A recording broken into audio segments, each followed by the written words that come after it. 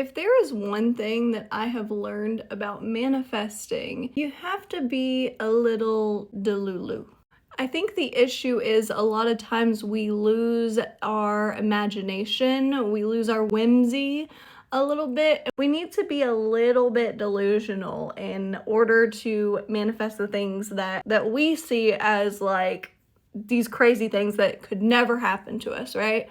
And a lot of times we get in our head when we're manifesting. We can get in our own way. And we are so programmed to believe that all of the things that we want is so out of reach for us because we have these money blocks. A lot of us grew up in a way that was without money, felt a lack of money or a lack of abundance in our life. And these money blocks, they actually keep us from getting to our manifestations quicker. I have realized that in my own practice, learning about manifesting and learning about the blocks that are from society, they're from the way I was raised, they're from things that I've thought growing up about money or what was possible in my life. We really get caught up in this mindset of, well, that's not possible. You really do believe that it's not possible because we've never seen anyone in our family or that grew up like us,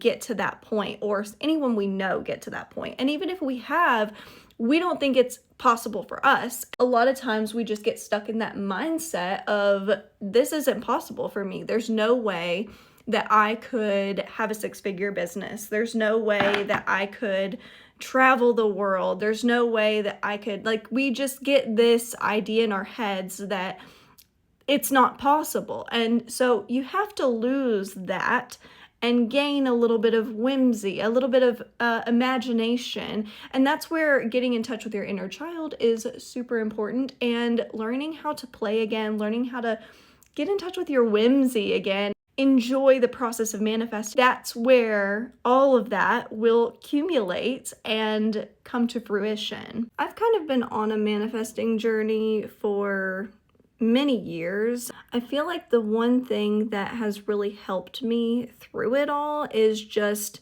getting back to my playful self and imagination and visualizing it. You really have to be delusional and just see yourself living that life. And you also have to just kind of live it already. You just have to wake up like you're already that person. Wake up and do the things that that person would do. You have to really think about it okay, this person that I want to become, right? Who is she? What does she spend her time doing? That will really help you get clear on the person that you are wanting to become. Basically, the goals and the lifestyle that you want to be living in your dream life and in this scenario where your wildest dreams come true. And people laugh when I say that, that your wildest dreams are possible, but they are. The thing is if you would have told me a few years ago that I would be traveling the world, photographing weddings in Washington, Colorado, elopement in Italy, 2027. But yes, if you would have told me that years ago, I would have been like, you're insane. There's no way. But I did. All of these connections formed, and I met these people and this person, and then they introduced me to their people, and it just blossomed. And so you really have to get clear, what do I want? What is the version of me that is living that life? What are they doing? What are they doing with their time? What are they doing with their day? And then you just have to become that. You are only a victim to your circumstances when you believe that you are a victim of your circumstances. When you see your circumstances, that's not what I want to live. This is not the life that I want to live. This is not the person that I want to be. You come to a point where you're looking at yourself from the outside, right? You see yourself living this life. You're like, that doesn't align. Doesn't align with me, doesn't align with what I want. And that's when you take inventory. Who are the people in my life? What am I doing to my body? What am I doing with my days, right? And that's when you start to take inventory of the things that are in your life that are bogging all of your manifestations, the good things that you want to attract in your life. That's where you figure out what's your roadblock.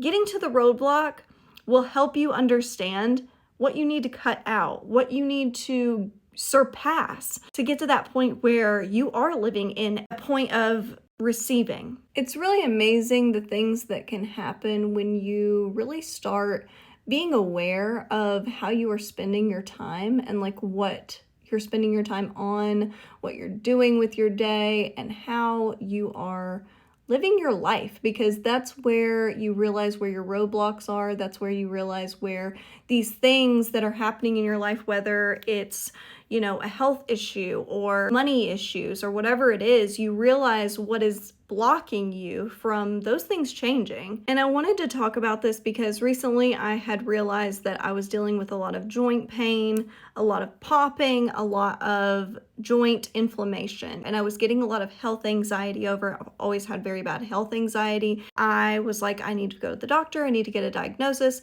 And then someone very special to me, Rachel, I will tag her below, she reminded me that what if it's your diet? Like, what if it's your lifestyle? Like, what if these other things are contributing to these things happening in your body? And then I started a anti-inflammatory and elimination diet, and I have recently been on that, and it is insane how much has changed. My inflammation is going away. I am not having pain anymore every single day waking up.